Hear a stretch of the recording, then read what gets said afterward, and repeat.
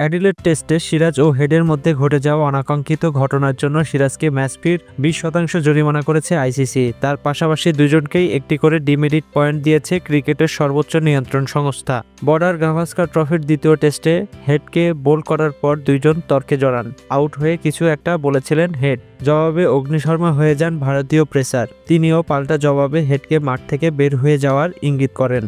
পাশাপাশি মুখেও কিছু বলতে দেখা যায় তাকে। হেড এবং সিরাজ এমন ঘটনায় জড়ানোর কারণে এই দুই ক্রিকেটারকেই শাস্তি দিয়েছে আইসিসি। আইসিসির খেলোয়াড় ও সাপোর্ট পার্সোনেলের আচরণবিধির 2.5 ধারা ভঙ্গের দায়ে দোষী সাব্যস্ত হওয়ায় সিরাজকে ম্যাচ ফির 20% জরিমানা করা হয়েছে। আর আন্তর্জাতিক ম্যাচ চলাকালীন কোনো খেলোয়াড়, সাপোর্ট স্টাফ, আম্পায়ার বা ম্যাচ রেফারির সঙ্গে দুর্ব্যবহারের অভিযোগ আইসিসির খেলোয়াড় ও সাপোর্ট স্টাফদের আচরণবিধির 2.13 ধারা ভঙ্গের দায়ে হেডকেও শাস্তি দেওয়া হয়েছে। হেড ও সিরাজ দুইজনেই একটি করে ডিমেরিট পয়েন্ট পেয়েছেন। গত 24 মাসের মধ্যে এটি তাদের প্রথম ডিমেরিট পয়েন্ট। ক্রিকেটের মধ্যে এমন আচরণ সত্যিই কাম্য নয়।